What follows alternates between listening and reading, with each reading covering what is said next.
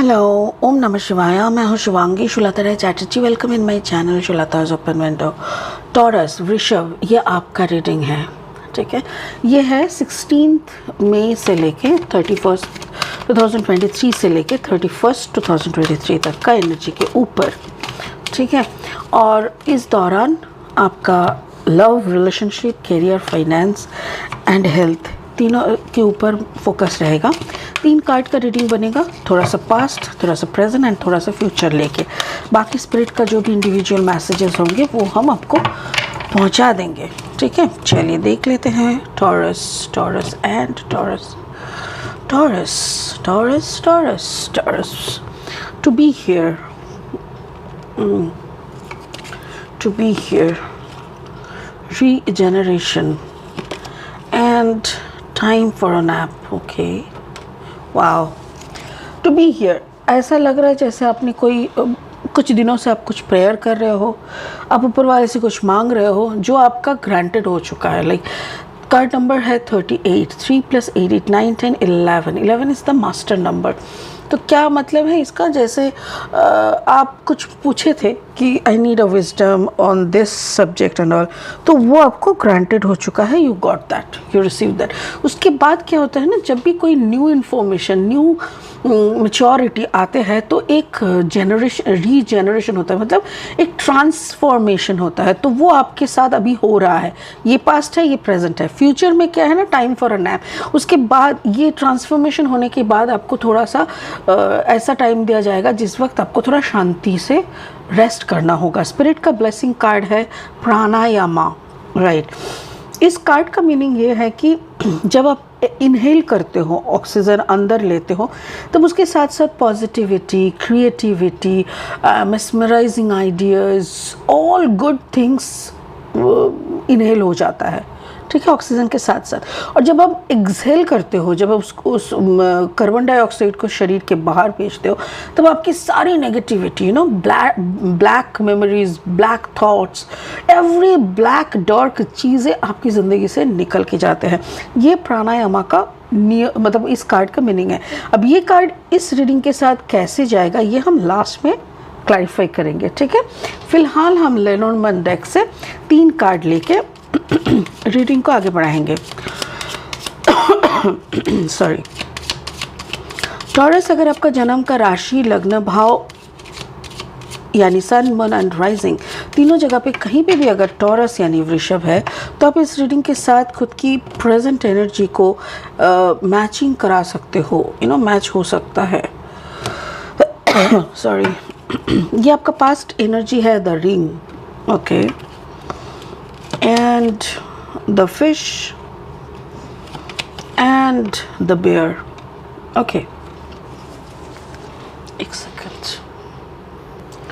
तो ऐसा लग रहा है जैसे कोई रिलेशनशिप की जजमेंट, यू नो, अंदर ही अंदर आप कोई डिसीजन पे आना चाह रहे थे, और उसके बाद you may be switch your mentality towards the finance and the work.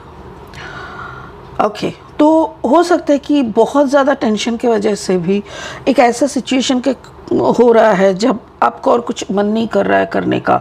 It's a non बेयरेबल situation, तब आप सोने जा रहे हो, ये भी हो सकता है। अब देख लेते हैं और 3 कार्ड लेंगे रीडिंग को आगे बढ़ाने के लिए। बाय द वे, अगर आप नए हो मेरे चैनल पे, मुझे सुनते हुए आप एंजॉय करते हो, मेरी कंटेंट आपको यूज़फुल एंड हेल्पफुल लगते हैं, मीनिंगफुल ऑफ कोर्स, तो प्लीज़ मेरी चैनल को सब्सक्राइब करके बेल आइकन को ज़रूर दबा देना, ठीक है, ताकि आपकी मेरी बनाई हुई हर एक वीडियो आप तक पहुँचे। और आपकी एक सब्सक्रिप्शन मेरे लिए एक ब्लेसिंग की समान है, सो प्लीज़ ब्लेस मी, ठीक है। चलिए शुरू हो जाते हैं टॉरस का फाइनल 3 कार्ड के साथ। ओह, द चैरियट, ये कैंसर का एनर्जी है वैसे तो। ये है king of pentacles, wow, and the 4 of cups. yes, I got it.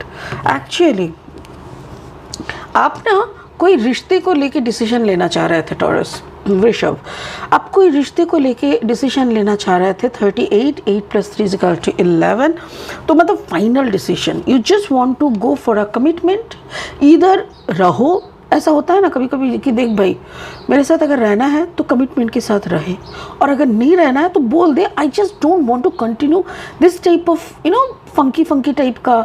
तुम हो कि नहीं मुझे पता नहीं है, तुम कल रहोगे कि नहीं मुझे नहीं पता, आज हो, अभी के लिए है, ये सब ये सब चोचले नहीं चलेंगे, ऐसा टाइप का आपका ऐसा लग रहा है। May be it can also like आपका शादी हो चुका है, बट कुछ चीज़ों को आपको इस शादी को लेके आगे बढ़ना है कि नहीं। आपका पार्टनर बोल रहा है, कुछ कंडीशंस दे रहा है, या तो फिर बोल रहा है कि लिव इट, यहीं पे छोड़ देता है।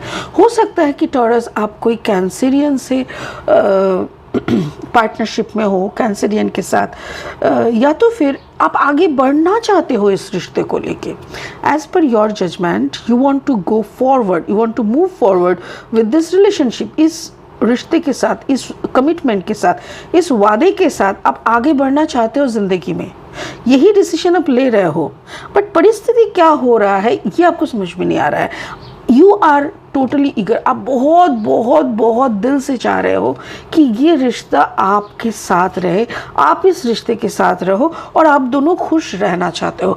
ये आपकी है, ये आपका पास्ट एनर्जी है। प्रेजेंट में क्या हो रहा है, जैसे ही आप इस बात को शायद बोलते हो, या तो फिर इस कंक्लूजन के बारे में जब आप दोनों बात करने लगते हो कि look I want to stay with you forever, और चलो हम दोनों ना प्लान करते हैं, शादी करते हैं, या ऐसा कुछ भी।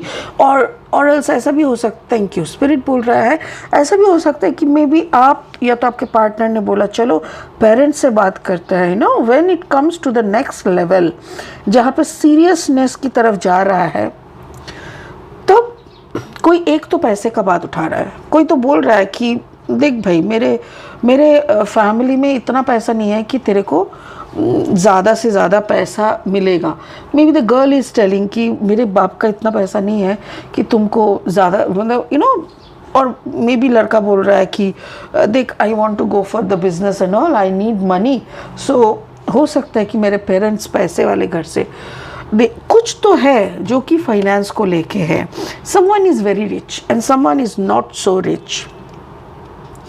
तो यहाँ पे पैसे का बात आ रहा है, और जब पैसे का बात आता है ना, तब कभी कभी ना किसी की क्या कहते हैं उसको, ईगो हर्ट होता है। किसी को ईगो हर्ट होता है, और किसी को ना बहुत दर्द होता है। लगता है कि ओके, तो फिर रिश्ते का जजमेंट फाइनेंस के ऊपर ही आके रुक गया। अच्छा, तो फिर तुम आज फिर से प्रूव कर दिए कि प्यार व्यार कुछ नहीं था। Financial status is the most important to you. ऐसा कुछ आके रुका। मेरे ख्याल से प्रेजेंट जो भी सिचुएशन होगा ना, there can be a breakup. एक ब्रेकअप हो सकता है टॉरस, या तो फाइनेंस। अच्छा, थैंक यू सो मच।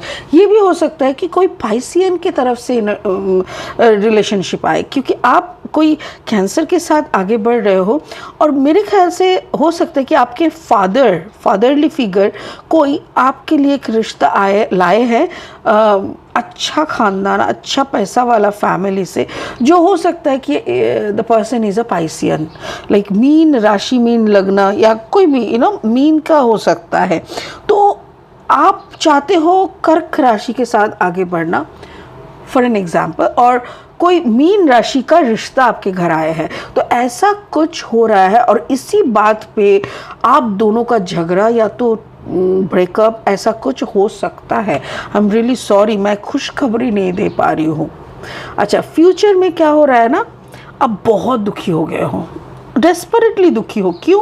क्योंकि जो सिचुएशन सामने बन रहा है कि जिसको लेके इतनी सपने देखना, इतना जीने मरने की कस्में खाए, अचानक से एक ऐसा सिचुएशन हो गया, कोई और आके टपक पड़ा, and now you don't know. मेरे ख्याल से ये ना आपके साथ भी नहीं हो सकता टॉरस, हो सकता है कि सामने वाले आपके पार्टनर के साथ, जिसको लेके आपने इतनी सपने बुने, वो अचानक से किसी और के हाथ पकड़ के जा रहा है। And you are looking at this कि I become the third party of a relationship, but nonsense. हाँ, इतना दिन हीरोगिरी करते आए इस रिश्ते में, अचानक से हम कैसे थर्ड पार्टी बन गए। और इस परिस्थिति को ना आप ले नहीं पा रहे हो, and you are becoming like oh my god मेरा सर फट जाएगा, आई कांट टॉलरेट।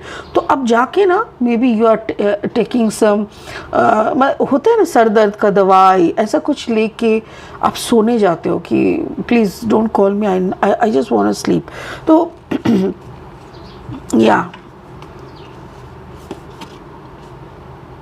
एग्जैक्टली तो थैंक यू स्पिरिट मुझे ये बोल रहा है, देखो यहाँ पे 4 है, 24, 2 + 4 = 6, और यहाँ पे 15 यानी 6 मतलब एक फियरफुल सिचुएशन जो आप कभी सोचा करते थे। शायद आप अपने पार्टनर को बोला करते थे कि ऐसा तो कभी नहीं होगा ना कि कहीं और तुम्हारा शादी हो जाएगा एंड हम अकेले रह जाएंगे, ऐसा तो कभी नहीं होगा ना।